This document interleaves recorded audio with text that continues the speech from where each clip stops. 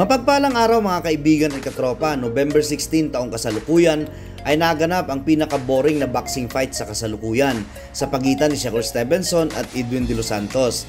At ang venue ng boring na laban ay sa T-Mobile Arena, Las Vegas, Nevada.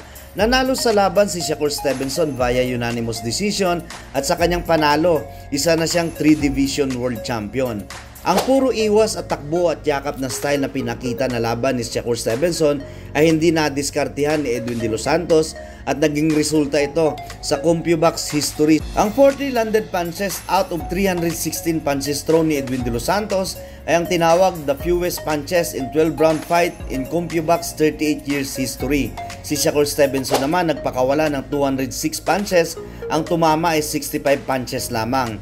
Sa power punches naman, meron lang si Shakur Stevenson na 19 power punches landed at 14 power punches landed naman si Edwin De Los Santos. Combined 33 power punches landed ang nagawa nila sa loob ng 12 rounds. Talagang dismayado ang boxing fans sa nakita nilang laban. Ang iba nagsasabing, historically terrible fight, this was the worst fight of all time, the lowest even insane, the worst fight ever. Marahil isa sa dahilan bakit napaka-boring ng laban na ito dahil kilala si Edwin De Los Santos na power puncher.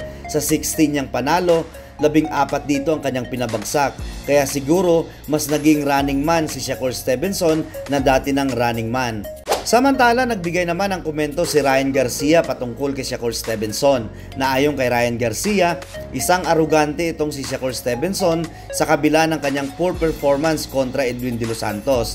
At napunan niya din ang ESPN dahil sa kanyang pakiramdam ay bias ang mga komentary ng mga ito. Dahil ayon kay Ryan Garcia, it sounded like some of them were putting a positive spin on how Shakur was fighting, almost glorifying it. At obvious naman daw, to anyone with their open eyes could see that Shakur looks awful. Hindi nagpapakawala ng suntok at tumatakbo lang na parang katatapos lang ng hold up sa bangko. At isa din sa napuna ni Ryan Garcia ay si Tim Bradley at bothered siya kung paano pinuri ng sobra ni Tim Bradley si Shakur Stevenson na nanalo lang sa katatakbo sa loob ng ring gamit ang kanyang dull pullback style at puro cleansing. Samantala, trainers Derek Busi Ines and George Musi ay nagsasabing Shakur Stevenson failed to perform in his lackluster, subpar, dreadfully bad win over Edwin De Los Santos. At ayon pa sa kanila, standard type of performance na ang boring na laban sa kay Shakur Stevenson.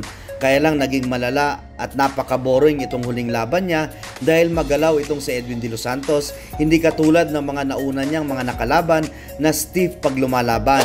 Dagdag pa ng trainer na si Musi, Shakur resembled a 45-year-old Mayweather sa kanyang pinakitang laban and he is being kind sa comparison na yan.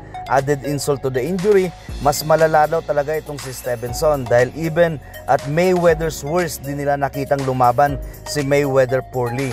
Ikumpara sa nakita nilang laban ni Shakur Stevenson against De Los Santos, Nakatela at Robbie Ramirez. May isa pang laban si Shakur Stevenson under kay Lolo Bob Arum.